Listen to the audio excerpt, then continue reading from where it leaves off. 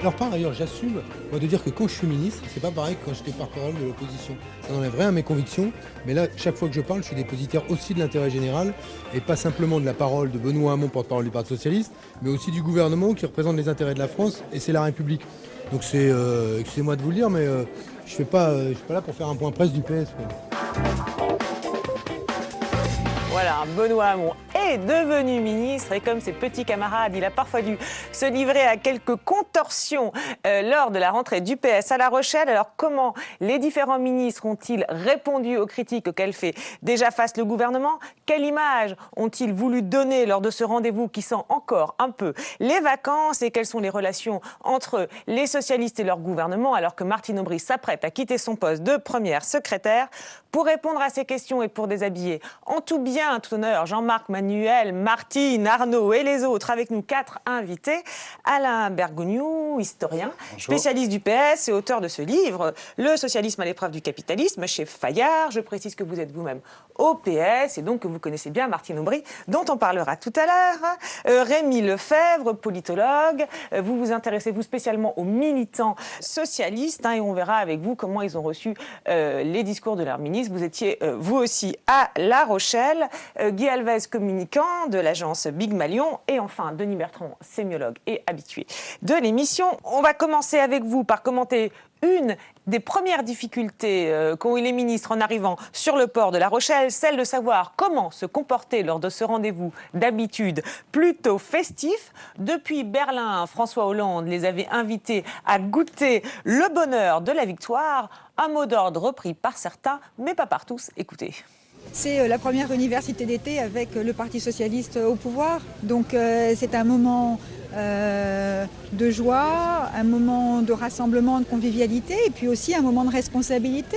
Vous parlez de rentrée joyeuse. On sent pas quand même les gens très joyeux. On a plutôt en tête que ça va être dur, quoi. Non, mais la situation est difficile. La rentrée n'est pas joyeuse. Il y a le bonheur d'être ensemble, alors qu'il y a un an, nous abordions la compétition. Nous n'en sommes plus à savourer les victoires, nous en sommes à les mettre en œuvre, à les faire fructifier pour l'intérêt de la France et des Français. Voilà, et toc. Quant à Jean-Marc Ayrault, eh bien, il n'a eu, lui, pratiquement qu'un mot à la bouche lors de son discours. Écoutez et trouvez-le. L'élection présidentielle a été gagnée, que l'élection législative l'a été aussi, mais on sait que ce n'est pas facile parce qu'il y a toujours un doute dans l'esprit d'une partie de nos concitoyens. Il y a un travail qui est fait par Pierre Moscovici sur les tarifs des carburants. C'est pas facile. L'énergie, le gaz, l'électricité. Sujet récurrent où à chaque fois on nous impose des hausses mécaniques. C'est pas facile parce qu'on dépend de contrats de long terme. On nous a dit, vous avez eu tort de supprimer l'exonération des cotisations patronales pour les entreprises de plus de 20 salariés, pour les heures supplémentaires et l'exonération d'impôts sur le revenu pour les heures supplémentaires. C'est pas forcément facile à expliquer pour ceux qui en bénéficiaient. Et nous savions que la partie serait difficile. Voilà, vous avez entendu, je pense, c'est pas facile. Voilà.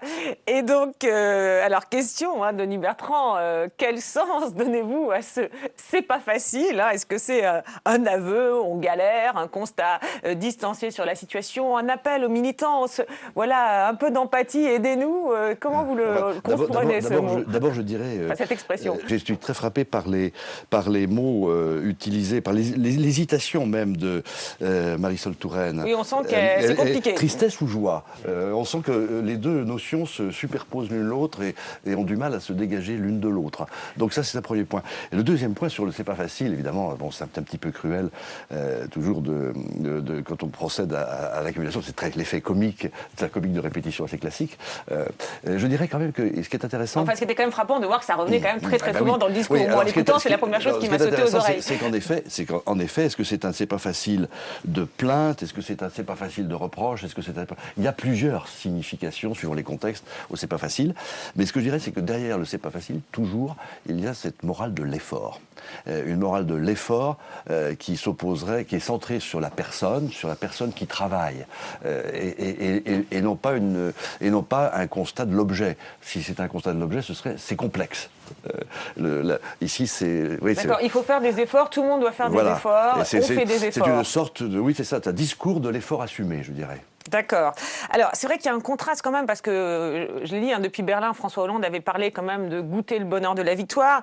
Donc, on voit bien qu'il y a un peu deux axes de communication et qu'il y a parfois des hésitations. Enfin, on a pu le voir aussi dans le discours de Marisol Touraine et puis même d'Arnaud Montebourg, un peu entre les deux, Guy Alves, en termes de communication. Alors, selon vous, lesquels communiquent le mieux? Ou alors, est-ce qu'il s'agit peut-être d'un partage des rôles, voilà, entre ceux qui disent on se réjouit, il faut se réjouir, et les autres, c'est pas facile? C'est pas une question de distribuer des bons points et les mauvais points. Il y a surtout, une part personnelle, et deux, je pense qu'ils prennent leur marque. Comme le disait Marisol Touraine ou Arnaud Montebourg, il y a un an, ils étaient en campagne, volontaristes. Aujourd'hui, ils sont en gestion. Et on sent d'ailleurs qu'il y a un vrai changement de discours entre ce discours de rentrée, parce que les universités d'été sont un petit peu les prises de position de rentrée, et les discours qui étaient tenus avant les vacances, qui étaient plus politique, au sens où on sentait beaucoup encore d'anti-sarkozysme, de retour à Sarkozy, de comparaison avec Sarkozy. Ça m'a frappé de voir qu'à La Rochelle, ou en tout cas à partir de La Rochelle, ou depuis La Rochelle en tout cas, ce discours-là n'est plus là. C'est plus un discours de responsabilité, de gestion. Moi, derrière le c'est pas facile, je sens aussi beaucoup d'une volonté de pédagogie de la part du Premier ministre, qui doit générer quelque part une « laissez-nous le temps ». C'est pas facile. Laissez-nous le temps. D'accord. Demande aux militants impatients aussi, peut-être. Aux militants et aux Français, je pense. Et aux Français impatients. Il s'adresse aussi aux Français à ce moment-là. Alain Bergogneau, vous en pensez quoi? Vous êtes d'accord? Je pense d'abord, parce que sur ce mot difficulté, facile, je crois que tous les exercices de pouvoir de la gauche sont sous cette appellation. Dans le fond, la phrase clé du pouvoir de la gauche en France, c'est celle d'un socialiste du Front populaire en mai 36, en disant « enfin les difficultés commencent ». Et dans cette phrase emblématique, il y a le « enfin », donc il y a la satisfaction, la joie d'avoir gagné, et puis la conscience que les difficultés sont là. Alors c'était vrai en 36, c'était vrai en 81, c'était vrai en 97, et c'est encore plus vrai aujourd'hui. Ce qui fait la particularité d'aujourd'hui, c'est que dans le fond, il n'y a pas de transition. C'est-à-dire que les difficultés sont là, étaient là dès le départ. Au point de vue économique, un des exercices des pouvoirs les plus complexes et les plus difficiles de la gauche dans son histoire. D'accord, donc ce ne serait pas facile. Alors évidemment, tout ça passe à la télé, mais les militants évidemment sont là, les universités d'été, c'est aussi beaucoup à eux que ça s'adresse. Selon vous, quel discours passe le mieux auprès des militants? Parce qu'on voit quand même qu'il y a effectivement le « encore on se réjouit », le c'est pas facile. Qu'est-ce qu'ils avaient envie d'entendre les militants? Je crois qu'il y a plus de différence radicale entre les élus, les responsables politiques et les militants, c'est-à-dire ce discours de responsabilité, et je dirais même de manière peut-être plus pessimiste, ce sentiment d'impuissance aussi, parce que j'étais très frappé, ce sentiment d'impuissance partagé aussi par les militants socialistes. Donc du coup, c'est pas facile, il y a aussi cette impuissance aussi, à mon avis. Mais alors du coup, est-ce qu'elle n'était pas un peu décalée, la phrase de François Hollande, qui l'a fait passer par des journalistes, il faut goûter le bonheur de la victoire, moi j'ai vécu plein d'universités d'été après les défaites, c'est vrai que ça paraît un peu décalé. Les socialistes renvoient une image trop terne, ils ont quand même, ils sont à leur apogée historique, jamais le PS n'a détenu autant de pouvoir. Alors s'ils donnent l'impression, alors qu'il a tout le pouvoir de ne susciter que de la morosité. La morosité ne peut pas être une posture de communication, à mon sens. Donc pas de morosité, mais vous... Les deux se mêlent, c'était le sentiment. Et disons que si on voulait résumer ça d'une formule, il était un peu tard pour uniquement se réjouir et un peu trop tôt pour uniquement être dans la difficulté. Donc d'où le climat particulier. Mais oui, c'est le moment qui a voulu cela. La morosité ne peut pas être une posture de communication concernant François Hollande.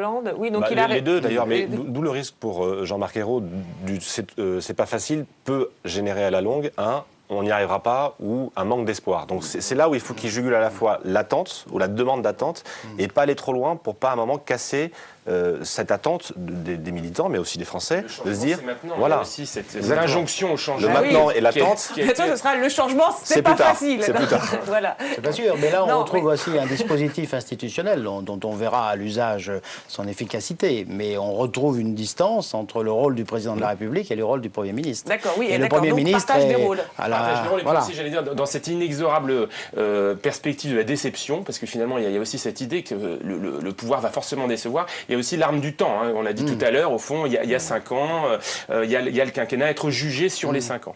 D'accord. Alors, on a parlé là de ce fameux discours de rentrer un peu entre deux. Mais alors, ce qui est intéressant, on s'intéresse à l'image, c'était aussi les tenues des ministres. Il paraît que crise oblige, consigne avait été donnée pour qu'à La Rochelle, on ne les voit pas en train de se goberger en chemisette aux terrasses des cafés. Alors du coup, les traditionnels polos ont été rangés au placard, plus de manches courtes, jaune citron pour Laurent Fabius, qui cette année est arrivé sur le port parmi les vacanciers avec un costume sombre, sans cravate, mais très austère quand même, et même uniforme pour Pierre Moscovici, ministre de l'économie, ainsi que pour Benoît Hamon et Manuel Valls. Là, on dirait carrément les Men in Black. Alors, quant à ceux qui n'avaient pas sorti le complet veston, eh bien, ils étaient en chemise, pas en polo, avec souvent détail le pull sur les épaules, comme le maire de Lyon, Gérard Collomb, Jean-Christophe Cambadélis ou encore Arnaud Montebourg. Alors, finalement, il n'y en a qu'un chez les ministres. En fait, on a beaucoup cherché, qui était un peu le mauvais élève. C'est Michel Sapin, ministre du Travail, qui, lui, répondait aux interviews en chemisette décontractée et passablement froissée. Voilà, alors bon, ça fait sourire, ce petit constat sur les images, mais enfin, quand même, on a vu une vraie différence de style. C'est si important, vous qui suivez les universités d'été depuis longtemps, d'avoir troqué le polo, l'uniforme traditionnel, contre le costume. On a l'impression que le Conseil des ministres s'est délocalisé à La Rochelle. Oui, mais là aussi, bon, évidemment, tout ne se ramène pas, mais j'ai un peu le souvenir des universités d'été avec Lionel Jospin entre 1997 et 2002, et comme il était Premier ministre, il pouvait venir. C'est pas comme le président de la République, et c'était à peu près, si on faisait comparer les images, il y avait Jospin, Lionel était en costume sans cravate, et ses ministres aussi. Donc là, c'est simplement la nécessité du pouvoir et de la responsabilité. Ouais, il faudra le dire à Michel Sapin alors. Parce oui, que... mais bon, il y a une ou deux exceptions, mais bon, dans le fond, on n'était pas, si on compare les habits, les modes d'être, etc., il y a les universités d'opposition et les universités de gouvernement. Polo pour l'opposition, costume sans cravate quand on est au gouvernement, c'est important parce qu'on se dit, est-ce que les Français ont besoin de ça, Guy Elvez, pour comprendre, pour bien repérer que ça y est, le PS est au pouvoir, alors il faut être en costume. C'est si important que ça en termes d'image. Je pense qu'il y a plusieurs choses qui se mélangent. Inconsciemment même, je ne suis même pas certain qu'ils aient bonne consigne. Inconsciemment, quand vous êtes ministre de la République, vous arrivez à une opération comme ça qui est une opération de rentrée politique. Vous êtes ministre toute l'année, les vacances, pas vacances. Voilà, c'est ce qui change à mon avis avec l'opposition. C'est que l'opposition, vous rentrez d'une période de vacances réelles. Vous êtes encore en vacances. Je pense que Manuel Valls, Laurent Fabius, Pierre Moscovici, les vacances ont été assez courtes. Donc je pense que dans leur tête, ils sont ministres tout le temps, ce qui est tout à fait logique. Donc la tenue vient un peu avec. Je ne pense pas qu'il y a besoin d'un dress code, d'un calcul. Cela dit, on se rappelle des universités du MP quand elle était au pouvoir. Il y avait plus la chemise, le pull sur les épaules, voilà, qu'on a vu chez certains, plus que le costume. C'était moins de rigueur. La logique, c'est qu'il faut être bien déjà. Si on a envie de mettre une chemise, on met une chemise, ça ne changera pas une virgule, ni à votre popularité, ni à votre politique. C'est dans le théâtre de La Rochelle, il y a d'un côté les normes de décontraction. Il faut être dans l'hypocorrection. Il faut quand même montrer que c'est la fin de l'été, que c'est avoir des échanges avec les. Qu'on est un militant comme un autre. Voilà, qu'on est. Et puis en même temps, ces dirigeants sont devenus ministres et donc ils doivent endosser les signes les plus extérieurs de la fonction, d'autant qu'ils viennent d'être nommés. Donc on verra peut-être la prochaine université d'été, il y aura peut-être un peu plus de chemises et un peu moins de vestes. Mais là, ils sont encore dans une phase où ils doivent endosser le rôle et renvoyer des signes de crédibilité, à mon avis. D'accord. Bon, en tout cas, là, on va en revenir maintenant au discours avec quand même des sujets sensibles qui ont été évoqués dans le cadre de ces universités d'été. Des sujets au cœur de la rentrée, des sujets qui normalement clivent le PS. Le premier, c'est la sécurité. Et là, d'après Manuel Valls, les choses ont beaucoup changé. Je vous propose de l'écouter en salle plénière devant les militants sur deux sujets sensibles, l'intervention de la police dans les quartiers et le démantèlement des camps de Rome. Mais je demande à tous, et notamment aux socialistes, de prendre conscience que nous avons besoin de soutenir et la police et la gendarmerie dans ces quartiers, notamment quand on leur tire dessus, parce que ceux qui leur tirent dessus ne le font pas au nom d'une révolte ou d'une révolution, ils le font parce qu'ils ne veulent pas que les forces de l'ordre interviennent dans les quartiers pour démanteler les trafics d'armes, les trafics de drogue qui brisent notre jeunesse. Et la gauche, parce que je ne me sens pas isolé avec la confiance du président de la République, du Premier ministre, de mes collègues au gouvernement, des élus socialistes. Et c'est un changement par rapport à ce qu'on a pu connaître par le passé. La gauche doit rétablir l'ordre républicain là où il y a un ordre qui est celui de la jungle qui veut chasser la République de ses quartiers. Mais je continuerai à mener le démantèlement de campements où il y a de la misère sanitaire, sociale, où il y a des bidonvilles. Qui peut permettre à gauche des bidonvilles dans le banlieue? Qui peut permettre des bidonvilles sous les autoroutes? Qui peut permettre que dans le département de la Seine-Saint-Denis, 7000 personnes vivent dans des conditions épouvantables dans un département qui connaît déjà la crise économique, l'échec scolaire et l'insécurité? Qui peut le permettre? La gauche est s'attaquer à toutes les inégalités, celles que connaissent ces populations qui sont les damnés de la terre, mais celles aussi que connaissent leurs voisins, les habitants des quartiers populaires. Voilà, un discours enflammé, on voit qu'il a lâché ses notes et surprise, hein, non seulement les militants applaudissent pendant le discours, mais à la fin il a même droit à une standing ovation. Regardez.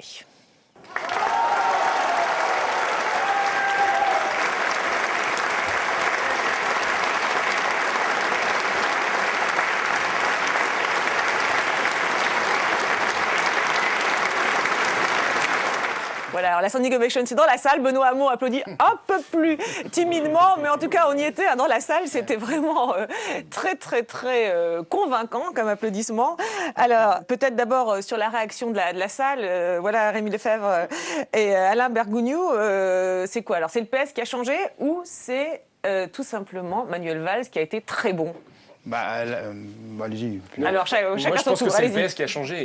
Manuel Valls était très bon, très combatif. Il était attendu. Hein, il a été légèrement critiqué. Et moi, ce qui me frappe beaucoup, c'est que là, il y a un aggiornamento qui s'est produit. Très clairement, la position du PS sur la sécurité, aujourd'hui, elle est assumée. Hein. Manuel Valls est le ministre de l'Intérieur, mais aussi le ministre de la Police. Hein. Il a défendu des positions, moi, qui pouvaient paraître étonnantes, assez proches de la ligne de Nicolas Sarkozy pendant cet été. Et finalement, ça a suscité un tollé très faible. Et là, ça a été validé par les militants. Hein.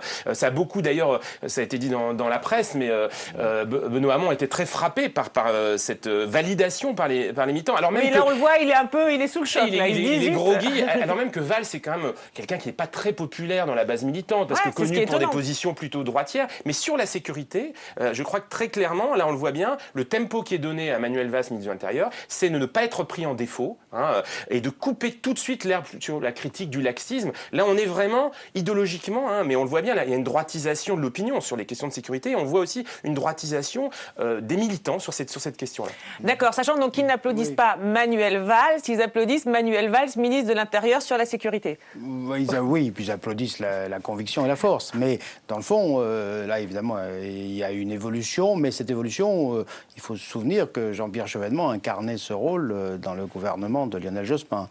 Donc, certes, il était à côté du Parti socialiste, mais enfin, Jean-Pierre Chevènement était une grande figure de la gauche socialiste. Et la doctrine avait été fixée dès 97, c'est-à-dire prévention, répression, sanction par Lionel Jospin lui-même. Alors, ce qu'il y a eu, pu dire ça pour les militants comme ça. Jean-Pierre Chevènement aurait pu le dire, mais il n'aurait peut-être pas été applaudi avec la même force. Mais parce que là, il y a une évolution, et je conteste l'idée que la comparaison doit se faire avec Nicolas Sarkozy, parce que les notions étaient déjà en place. Sauf que là, je pense qu'il y a une plus large majorité de socialistes qui se reconnaissent à la fois dans cette nécessité et dans cette vision. Oui, enfin il dit quand même, hein, d'ailleurs je vais vous faire agir Galvez, mais d'abord Denis Bertrand peut-être sur le fond du discours et sur la rhétorique, hein. Il y a des phrases là que j'ai notées justement.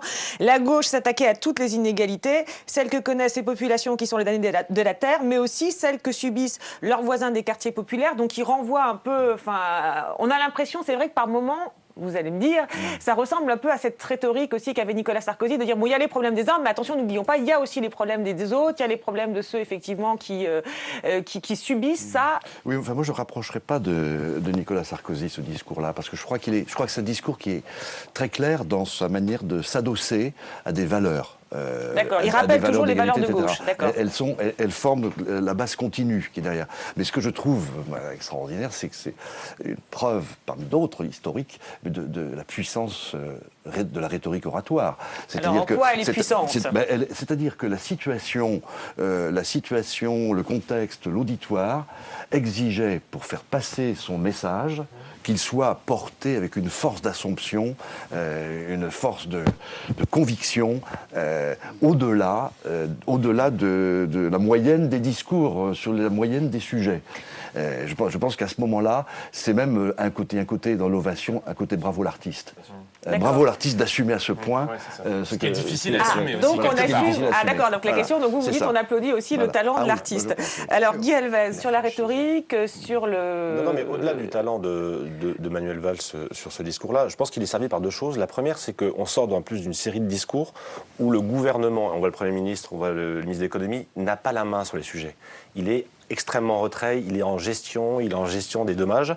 Et là, les militants, moi je l'ai en tout cas pris comme ça à la télé, ont un discours d'un de leurs ministres volontariste sur les sujets qu'ils maîtrisent, sur les sujets qu'ils endossent et sur les sujets sur lesquels il va de l'avant. Donc il y a pour moi un vrai décalage sur la puissance de la parole qui est liée à la matière. Donc ça sert vachement Manuel Valls. D'accord, là au moins il sait ce qu'il veut faire. Là on a eu le sentiment qu'on avait un membre du gouvernement qui était complètement à la tête de son ministère. Et puis il le dit, je suis le premier flic de France, ce qui en termes de rhétorique je trouve et en termes de culture PS est extrêmement nouveau. Et ensuite comparer le discours de Valls là à celui de Sarkozy, comme vous le disiez très justement, la sécurité n'est pas une question de droite ou de gauche. Je pense que les Français de gauche ne veulent pas du laxisme et les Français de droite de la sécurité. C'est les motivations qui poussent à ce besoin de sécurité. Sarkozy demandait de la sécurité pour de la protection des biens et des personnes. Manuel Valls, dans son discours, et vous le disiez, en fait à chaque fin de phrase référence, est-ce que c'est de gauche ? Est-ce que c'est de gauche ? Demande de la sécurité pour du respect des valeurs sociales, morales, voilà. Et quand il vous dit, est-ce que des bidonvilles, c'est de gauche ? Voilà, on a un besoin, un tronc commun qui est le besoin de sécurité pour des motivations complètement différentes. Donc vous n'avez pas l'impression qu'il oppose un peu quand même ce que subissent ces populations, les Roms, et ce que subissent les habitants des quartiers populaires, qu'il oppose un peu les deux quand même. C'est la réalité. C'est-à-dire que oui, non, mais la question peut-être. Et quelqu'un, évidemment, qui a aussi évolué depuis 1968, Daniel Cohn-Bendit, quand il a fait une interview sur la question des camps des Roms, a bien montré la contradiction de la réalité. Il faut tenir les deux bouts. Et il n'y a pas on peut rien faire d'autre, ni pleinement d'un côté, ni pleinement de l'autre. Donc ce discours est le seul que l'on puisse faire. Moi, je pense qu'en matière de sécurité, il y a des alternatives. Il y a pas, quand vous dites qu'il n'y a pas de discours de sécurité de gauche et de droite, il y a la sécurité. Je pense qu'aujourd'hui, la difficulté, au-delà de l'invocation des milieux populaires, qui est une tonalité un peu du discours de gauche. Voilà, il le fait pour faire passer un peu la pilule. Oui. Mais quelque part, par rapport à Sarkozy, effectivement, je suis d'accord avec Alain Bargugnou quand il dit que les traces de cette évolution du PS sur la sécurité, elles sont longues, elles datent de Villepinte, 97. Mais je pense que Nicolas Sarkozy a aussi défini un agenda sécuritaire que, d'un certain point de vue, le PS a entériné. Et donc, je pense qu'on ne peut pas lire non plus la position de Valls, indépendamment de la bataille idéologique qu'a réussi à gagner Nicolas Sarkozy sur le terrain de la sécurité. Et sur cette question, la gauche ne fait plus entendre un discours propre, au-delà des milieux populaires. D'ailleurs, Sarkozy lui-même invoquait les milieux populaires quand il parlait de la sécurité. C'est pour ça que je dis que d'un côté, il parle des Roms, de l'autre, il parle des habitants des quartiers populaires, parce que Nicolas Sarkozy... Il n'y a plus de discours socialiste spécifique sur la sécurité. Je conteste tout à fait cette affirmation qui ne me paraît pas fondée, ni dans les textes, ni dans les discours, et dans la pratique, on jugera avec le temps. Et encore une fois, le triptyque, c'est prévention, répression, sanction, et les trois sont aussi importants l'un que l'autre. Et il dit donc là, écoutez, ce que je vous propose, c'est qu'on fera une émission sur l'analyse des discours sur la sécurité avec beaucoup d'exemples. Comme ça, on pourra effectivement débattre d'une manière plus approfondie. Alors, autre question qui divise, ou du moins certains au PS, c'est la question européenne. On se souvient qu'elle avait coupé le parti en deux lors du référendum sur la Constitution. Ça n'avait pas l'air facile non plus concernant le traité européen que le gouvernement veut faire voter, après y avoir obtenu qu'on y ajoute le fameux volet sur la croissance. Certains parlementaires ont déjà prévu de voter contre et étaient particulièrement offensifs, comme Marie-Noëlle Lienemann, une des figures de la gauche socialiste. C'est pas d'hier qu'on dit que la Banque Centrale Européenne ne doit pas continuer sa politique à prêter aux banques qui elles-mêmes prêtent aux États pour leur monnaie. C'est pas d'hier qu'on dit que l'euro fort n'est favorable qu'à l'Allemagne. Donc, chers camarades, les batailles passées n'ont aucun intérêt si elles ne servent pas à éclairer l'avenir. Et c'est pourquoi je vous le dis, on ne va pas le faire à cette table ronde.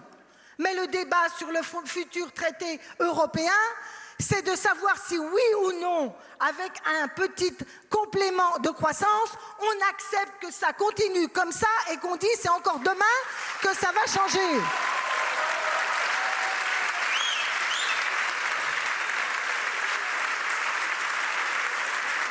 Et je vous le dis, on peut avoir des désaccords entre nous, on en aura. Alors je le dis à François Hollande et à Jean-Marc Ayrault. Alors même que la Cour de Karlsruhe n'a même pas encore délibéré sur le MES et sur l'autre, pourquoi nous précipitons-nous à ratifier ce traité? Attendons. Bon, à l'applaudimètre, c'est pas mal non plus, on va dire, dans la salle. Et en tout cas, elle est nettement plus applaudie que Pierre Moscovici, qui lui répond juste après. Regardez un extrait. Je veux exprimer, sans doute, un peu plus qu'une nuance avec Marine Noël, une nuance respectueuse, mais une nuance tout de même. Non, pas... Vous savez, je pense que ce type d'attitude, franchement, nous sommes à l'université d'été du Parti Socialiste, c'est le parti du président de la République, c'est le parti du Premier ministre, c'est le parti du gouvernement. Et moi j'écoute ce que dit Marie-Noël, je respecte, et je l'ai toujours fait, ce que disent et pensent les camarades qui pensent qu'ils ne peuvent pas voter tel ou tel traité. Mais je veux vous dire une chose, c'est que quand François Hollande va demander avec Jean-Marc Ayrault au Parlement de ratifier ce traité, ce n'est ni une trahison, ni un abandon, ni une démission, c'est un choix. Voilà, c'est un choix. Alors que disait justement, il parle du Premier ministre, qu'a dit le Premier ministre? Je vous propose de l'écouter et vous allez voir qu'il a des arguments de fermeté. Tout l'argent que vous mettez dans la dette, ce n'est pas un traité qui nous l'impose, c'est parce que nous avons le devoir de la réduire, parce que la dette, c'est moins d'argent pour l'éducation, moins d'argent pour l'investissement, moins d'argent pour les services publics, et donc notre devoir, c'est de la réduire de toute façon, quoi qu'il arrive. Alors, je vous invite vraiment à réfléchir. Le débat dans le Parti Socialiste, on me dit, est-ce que vous allez devenir un parti Godillot, parce qu'avec Martine Aubry, vous avez signé une contribution. Je ne vais pas aller plus loin sur ce sujet, ça viendra dans quelques jours. Mais non, vous imaginez le Parti Socialiste, parti Godillot, vous? C'est un parti de débat. Le débat doit se poursuivre, mais on doit le faire en toute lucidité. Et moi, je vous invite à consolider la majorité parlementaire, la majorité autour du président de la République. Pourquoi? Pas uniquement par esprit de discipline, mais parce que lorsque François Hollande, qui représente la France dans les sommets européens, arrive, il arrive avec derrière lui une majorité de citoyennes et de citoyens pour son élection, mais aussi pour le Parlement. Et tout affaiblissement de cela, dans les discussions à venir, mettrait la France en situation plus difficile. Voilà, donc il en appelle à la responsabilité. Le débat doit se poursuivre, mais je vous invite à consolider la majorité. Alors, il paraît que certains, notamment à la gauche du PS, l'ont trouvé trop fermé au débat, trop directif vis-à-vis des parlementaires qui voudraient ne pas voter le texte. Alors, on va commenter tout ça, mais d'abord, Denis Bertrand, sur le discours uniquement, vous, en tant qu'expert du langage, où le placez-vous voilà, sur l'échelle de la fermeté et de l'ouverture au débat? Je dirais d'abord que le discours de Jean-Marc Ayrault me paraît emprunter une voie étroite. C'est un chemin de crête. Le débat, mais c'est tout de même, très subtil. J'ai réécouté, là, j'ai essayé de comprendre, mais comment il arrive à transformer le devoir de discipline, et sous forme d'obligation, en volonté libre et responsable. Parce que la question que ça pose, après on en parlera vis-à-vis effectivement de peut-être la tradition du PS et de Jean-Marc Ayrault et de son attitude en général, mais peut-être Guy Alvez sur sa posture. Est-ce qu'il a vraiment le choix, Jean-Marc Ayrault? Est-ce qu'il n'est pas obligé de faire preuve d'autorité devant les militants? Si, bien sûr qu'il doit faire preuve d'autorité. Moi, où j'ai toujours beaucoup de plaisir à regarder le PS, et j'avais beaucoup noté en 97, c'est qu'ils ont une capacité, et avec cette logique de débat, à avoir les deux opposés à l'intérieur du parti. Ce qui, en fait, d'un point de vue purement politique global, va souvent, c'était flagrant en 97, où vous aviez DSK en face d'Aubry, vous aviez Chevènement en face de Guigou, et tous les postes étaient répartis comme ça, ce qui est arrivé à un moment à ce que, l'ensemble des Français aient leurs favoris, donc certains étaient pour DSK, d'autres disaient, non, moi je préfère la fermeté de Chevènement au laxisme de Guigou, et on voyait même que l'opposition à ce moment-là disait, il est pas mal ce DSK. Mais très bien ce DSK. Moi je préfère Chevènement, au moins lui c'est un type de, c'est pas comme l'autre. Et je me disais, est-ce qu'ils vont refaire ça?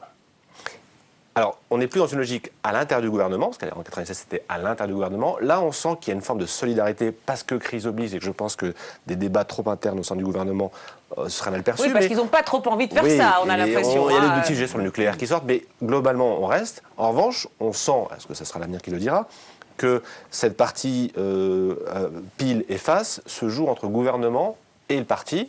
Et je trouve ça extrêmement habile, parce que ça réduit le discours à un champ qui reste au sein du PS. Alors, on aura Lindemann contre Moscovici, on aura un moment Hamon contre voilà. Mais pour l'instant, Hamon, on l'a entendu dans le teasing de l'émission, pas trop. Pour l'instant, ils sont quand même pas très nombreux. D'accord, mais vous pensez que c'est habile et que finalement, après, Jean-Marc Ayrault, après le débat, la discipline. Jean-Marc Ayrault, c'est un patron. À la fin, il tranche, comme tranchait en 97 Lionel Jospin. Il essaie de faire le débat et puis à la fin de l'histoire, on siffle la fin de la récré. Et puis vous verrez que tout le monde rentre dans les bercailles et je ne sais pas comment ça va trancher, mais si on tranche sur Moscovici, vous verrez que Lindemann a dit ce qu'elle avait à dire. Elle dira « je l'ai dit en public ». Le Premier ministre a tranché, ou le Président maintenant en l'occurrence. Voilà. Mais je trouve ça assez habile, ce qui n'est pas du tout la culture de droite. Ou la culture de droite, même si le parti ou si les ministres sont en total désaccord, et on l'a vu pendant 5 ans, avec le Premier ministre ou avec le Président de la République, silence dans les rangs, il n'y a pas une tête qui dépasse. Ils ne disent pas, ils attendent la défaite pour on attend la défaite pour que le lendemain on fait des livres livres et on dit qu'on n'a jamais été d'accord avec le mec. D'accord. Bon. Alors, donc visiblement, ils s'y prennent bien. En termes de communication, Didier Alves, vous n'aviez pas l'air tout à fait d'accord, Alain Bergogneau. Je suis d'accord sur l'idée centrale qui vient d'être exposée. C'est-à-dire que d'être un parti où le débat existe, par exemple sur l'Europe, ça fait quasiment plus de 10 ans. Oui, là, le débat existe. Ça leur a même fait du tort, d'ailleurs, pour le coup. Qu'on n'arrête pas d'en parler, d'en débattre, que l'émotion des congrès, des contributions portent beaucoup sur ce thème-là. Donc c'est une chance, parce que c'est ce qui permet aux partis d'évoluer et de ne pas être trop rigides. On a connu des partis rigides qui sombraient. Mais en même temps, c'est toujours un risque. C'est-à-dire que c'est pas du tout évident que ça se termine par une unanimité. Là, quand il y a eu on l'a vu en 2005, on l'a vu au moment de la guerre du Golfe, on l'a vu dans les périodes plus anciennes. Donc c'est pour ça que Jean-Marc Ayrault dit le débat, mais... La synthèse n'est pas toujours assurée. Mais Jean-Marc Ayrault est dans son rôle, il est chef de la majorité. Et donc, il doit plaider le rassemblement, et c'est tout à fait normal. Si le rassemblement ne va pas jusqu'au bout, s'il y a une petite minorité qui s'abstient, parce qu'il y a plusieurs possibilités, qui s'abstient, bien sûr, on peut s'abstenir aussi. Qui s'abstient pour ne pas faire perdre la majorité, ou qui vote contre, il y aura l'immense majorité qui votera pour. Et en même temps, le débat continuera, parce qu'en plus, c'est sur le fond, là, on n'est pas uniquement dans la forme, c'est une vraie question. Effectivement, on voit bien que c'est un sujet effectivement qui risque de continuer à diviser le PS. Un petit mot sur la réception de ces différents discours, Rémi Lefebvre, et sur l'attitude de Jean-Marc Ayrault. C'est intéressant qu'il ait été perçu comme aussi ferme, aussi fermé, alors qu'il prend quand même soin de dire il y a le débat, il en faut. Il y a la réception de discours de Marie-Noëlle Lindemann, très très combatif, un peu sur le registre de Valls tout à l'heure. C'est vrai, en même temps, elle flatte la base militante qui, sur ces questions-là, est sans doute plus à gauche que les dirigeants et plus critique sur la construction européenne. Moi, ce qui me frappe quand même dans les débats qu'on a eus, c'est toute la question du statut du parti quand il est au pouvoir. Ces derniers mois, on a beaucoup entendu l'expression parti godillot, ce que ne doit pas être le PS, c'est le parti godillot, mais on voit mal comment il ne pourra pas être un parti godillot. Quand on voit, par exemple, comment se prépare le congrès, parce que c'est aussi très frappant, cette université d'été, elle se situe à 1 mois et demi d'un congrès, on n'en a presque pas parlé au moment de ces universités d'été. En général, les périodes de pré-congrès sont quand même des moments d'exacerbation des divergences au sein du parti, et là, il y en a pas beaucoup eu, et Marie-Noëlle Lindemann prépare aussi le congrès, là, très clairement, dans sa prise de parole. Or, quand même, on risque d'avoir, c'est un cas quasi inédit dans l'histoire du PS depuis 81, une motion quasi unique. Et donc là, on est vraiment... Oui. Le choix, pour l'instant, très très clairement, qui a été fait par les dirigeants socialistes, c'est le choix de l'unanimisme, c'est-à-dire de brider au maximum l'expression des divergences. D'accord, par rapport à ce que dit Guy Elvez, finalement, cette tendance, effectivement, d'entretenir le débat et de le nourrir pour ratisser, entre guillemets, plus large, là, c'est pas tout à fait le choix stratégique. C'est pas un parti de débat, c'est quand même assez... Ils y réussissent. Il y a eu des cas. Il y en a eu peu, juste après 81. D'accord, il y en a eu, voilà. En général. Donc, alors on va dire à Guy qu'ils réussissent finalement à leur corps défendant. Alors peut-être c'est pas la stratégie, mais vous trouvez qu'ils n'y arrivent pas trop mal quand même. Non, mais je pense que c'est pas complètement décorrélé et qu'il y a une obligation de maîtrise. Et comme vous disiez, parti godillot, pour moi ça ne veut rien dire. C'est un parti solidaire du gouvernement. Et le PS est au gouvernement. Le PS a aujourd'hui la présidence de la République et le gouvernement. Ce serait complètement complètement absurde de voir en 48 heures le Parti socialiste monter en rébellion et voilà. Donc c'est pas le sujet. Donc il y a une forme de solidarité, mais la difficulté pour un parti de majorité, c'est qu'il doit, un, exister et deux, apporter une contribution. Et si Martine Aubry n'y retourne pas, à mon avis, en observateur, c'est qu'elle cherche plus important ailleurs. C'est le dernier, dernière personnalité du PS qui n'est pas le poste qui correspond réellement à sa fonction et ses valeurs. Donc je pense que pendant en tout cas les 2-3 premières années, le rôle du Parti socialiste va être minoré, ce qui est tout à fait logique. Donc finalement, le Parti socialiste, vous dites, c'est plus assez bien, entre guillemets, pour Martine Aubry. Ah, je pense, oui. Oui, alors justement, vous parlez de Martine Aubry, on arrive pour terminer l'émission à Martine Aubry, parce qu'alors on n'a peut-être pas beaucoup parlé du Congrès, mais on a beaucoup parlé de Martine Aubry ces derniers temps. Donc Martine Aubry harcelée par les journalistes pour savoir si vraiment elle n'allait pas se représenter à la tête du PS. Martine Aubry, du coup, parfois un peu de mauvaise humeur, au point qu'elle a reçu le prix Grognon décerné par plusieurs journalistes. Écoutez d'abord sa réaction. Oui. Qu'est-ce que vous voulez qu'on vous dise? C'est là. Je vais faire le... Parce que je suis le prix Grognon de l'année, je préfère continuer. Bon, bonjour. Dans ma réputation. Voilà, alors oui, on rit parce que vous, ce qui vous fait rire aussi, c'est Jean-Marc Ayrault. Qu'est-ce que vous voulez qu'on vous dise? Oui, voilà, bon. En tout cas, Martine Aubry, effectivement, était dans une attitude un peu, là on la voit, je suis grognon, je vais continuer, mais peut-être un petit peu sur la défensive. Et alors, ce qui est intéressant, c'est de voir l'évolution de sa réponse à cette fameuse question, hein, allez-vous vous représenter ou pas? Là aussi, exercice de rhétorique assez intéressant. Je vous propose d'écouter un petit montage, ça commence au mois de mai sur RMC. Martine Aubry, vous êtes à la tête du PS jusqu'à quand? Eh bien, au plus tard, au moment du congrès à l'automne. Qui aura lieu à l'automne, voilà. C'est certain. Vous quitterez... Oui, si toutes les conditions sont réunies, ces conditions... Ah, ça veut dire quoi? Mais en général, je fais en sorte qu'elles le soient. Oui, C'est-à-dire que le Parti socialiste continue sur la lancée de ce que j'ai fait depuis 4 ans. Si l'on vous invite d'ailleurs avec plaisir sur Europe 1 après le congrès du parti fin octobre, vous savez déjà si vous serez toujours secrétaire du parti, Martine Aubry? Non, je crois que toutes les conditions sont réunies, je l'ai déjà dit, pour que je ne le sois plus. C'est ce que voilà, et si tout se passe comme je le souhaite, et il n'y a pas de raison que ça ne soit pas ainsi, je ne serai plus la première secrétaire du Parti socialiste. Je le dis, moi, tout le monde me demande qu'est-ce que vous allez faire. Vous avez bien compris. J'ai décidé de ne pas renouveler le mandat. Mais je l'ai dit, je ne partirai qu'après avoir fini le boulot. Et avoir fini le boulot, c'est être sûr que le Parti socialiste soit sur de bons rails et dans de bonnes mains. C'est comme ça que nous continuerons. C'est mon seul souci. Voilà, alors certains peuvent dire que ça prend du temps parfois de finir le boulot. Denis Bertrand sur son discours, est-ce que vous voyez des évolutions là dans les bémols qu'elle apporte, hein, parce que d'abord elle dit si toutes les conditions sont réunies, mais je fais en sorte généralement qu'elle le soit. Puis après, certains ont eu l'impression qu'elle nuançait davantage, si tout se passe comme je le souhaite. Que pensez-vous de l'évolution? D'abord, je constate qu'on parle beaucoup de rhétorique.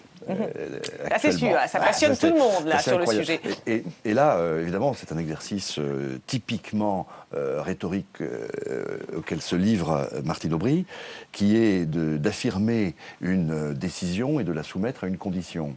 Mais c'est surtout le troisième temps qui est intéressant, c'est que la condition est déjà dans les faits.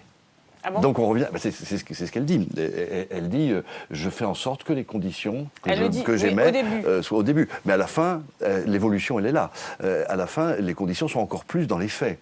Je sais que je fais en sorte, et c'est la réalité, que le parti... Si bien que la ruse de la condition est soumise à une réalité des faits qui revient à la décision initiale. Alors, ça, c'est sur le plan du discours, on va dire. D'accord, parce qu'alors, certains, qui ne s'en tiennent pas forcément qu'au discours brut, mais qui analysent les messages subliminaux, y voyaient et ont perçu des menaces, disant peut-être qu'elle pourrait ne pas se retirer.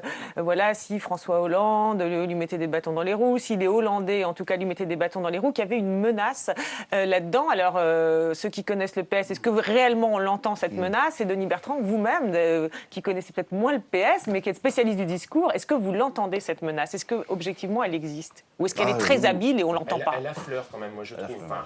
Ce qui est frappant sur ce discours sur les conditions, c'est qu'elle ne les a pas explicitées, ces conditions. En gros, les conditions, c'est quand même globalement qu'elle maîtrise sa propre succession.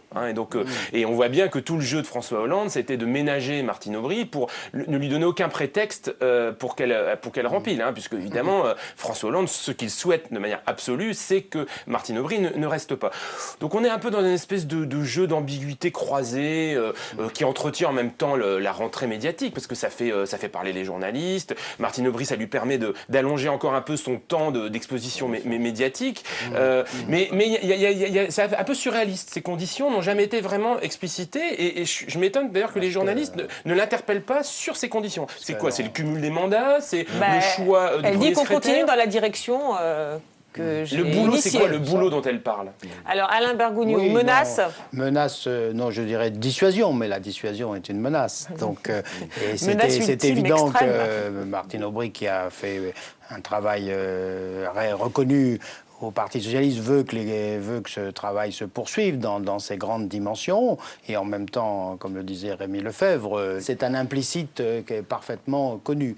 Et à partir de ce moment-là, quand elle estimera que les choses correspondent à peu près à ce qu'elle souhaite, elle partira. Mais en même temps, historiquement, on sait bien que tous les départs sont toujours complexes, c'est ce qui explique un peu les moments, les hésitations, et qu'ensuite... Mais la question, c'est est-ce qu'elle hésite vraiment dans ces différents moments avec ces nuances? Est-ce que ça traduit une hésitation ou juste un rapport de force? Mais les deux, mais je pense que personnellement, elle avait l'intention, déjà depuis plusieurs mois, de partir. Mais pas de partir, justement, dans n'importe quelle circonstance, dans n'importe quelle condition. Donc, ce qui explique un peu cette avancée un peu lente vers le départ. Oui, avec parfois des petits reculs, on a pu entendre. Mais oui, parce que ça dépend justement des éléments. Et puis, ce départ, elle souhaite, et à juste titre, qu'elle obtienne la reconnaissance du travail accompli, ce qui lui donnera une légitimité pour un rôle à venir par la suite.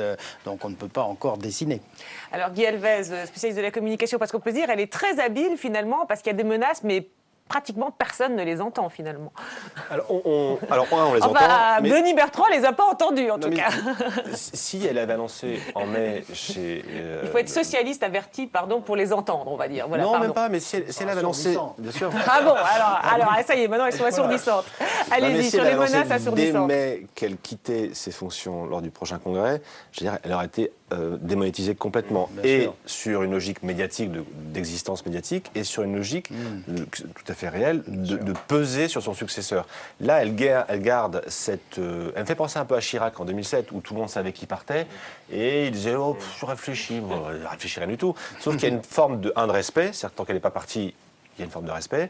Et deux, elle continue à peser. Mais ce qui est drôle, c'est que souvent, dans le discours politique, on pose des conditions pour être candidat. Si les conditions sont réunies, si j'ai le soutien des gens, je serai candidat à la succession. Voilà. Elle c'est l'inverse. Elle dit si les conditions sont réunies, si tout le monde me soutient, je partirai. Et donc ça, je trouve ça plutôt assez marrant. Partirai pour revenir. Pour revenir, ou ailleurs. Mais ce qui est assez marrant, c'est qu'elle renverse une dialectique qui est assez connue dans le monde politique, c'est le besoin de conditions, dont souvent on ne sait pas lesquelles d'ailleurs. D'accord, donc deux dimensions dans son discours. Ah oui, Alain Bergogneau, dites-nous oui. Non mais ce qu'on a dit, tout le monde... même. C'est elle qui décide. Voilà, donc tout le monde l'a compris, donc au sein du Parti socialiste, et je soupçonne même la presse de l'avoir bien saisi. Oui, mais alors justement, parce que donc, vous dites cette fameuse effectivement menace assourdissante, avez-vous dit en même temps désir d'occuper aussi l'espace médiatique le plus longtemps possible pour la suite, mais du coup elle a tort alors d'en vouloir aux journalistes d'avoir été grognon comme ça. Ça c'est un jeu. C'est vrai que Martine Aubry cultive aussi un rapport un peu rugueux avec les journalistes. Ça fait partie de son. Alors ça fait partie de son personnage qui était très différente du rapport de François Hollande, par exemple, au journaliste. D'accord, d'ailleurs, c'est intéressant de voir le contraste avec Jean-Marc... Elle a un côté Bernadette Chirac avec ça.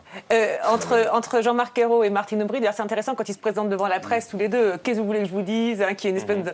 Voilà, finalement, il est là, il se soumet aux questions, et elle, beaucoup plus rebelle. C'est un passage obligé où il est venu là parce que, bon, il n'a pas eu le choix et il ne sait pas trop quoi dire. Bon, en tout cas, merci à tous les quatre pour vos analyses, des discours, des messages subliminaux, parfois assourdissants. Merci à Marie Lebon qui s'est levée tôt pour m'aider à préparer cette émission. Merci à Laure-Alice Hervé qui s'est couchée tard pour la monter. On se retrouve la semaine prochaine à l'antenne et tous les jours sur le site de Public Sénat pour voir et revoir tous les déshabillés. Enfin, quand même, elle était particulièrement grognon. Hein. Enfin, je trouvais.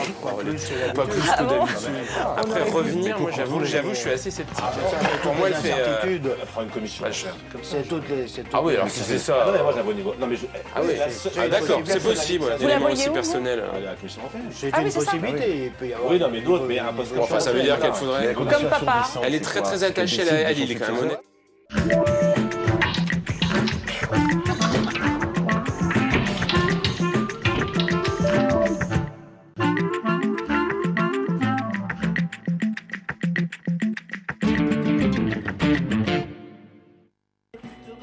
Maxime, c'est votre rendez-vous documentaire dans un instant. Les temps changent, mais les grands dossiers reviennent toujours sur le devant de la scène politique. Nous avons voulu savoir pourquoi, en France, la tome est roi. À partir de quand les politiques ont-ils utilisé les vedettes pour séduire leurs électeurs? Qui séduit le plus les classes populaires? Pour comprendre et mesurer l'ampleur des évolutions, LCP vous propose une enquête inédite où se croisent archives, reportages et témoignages.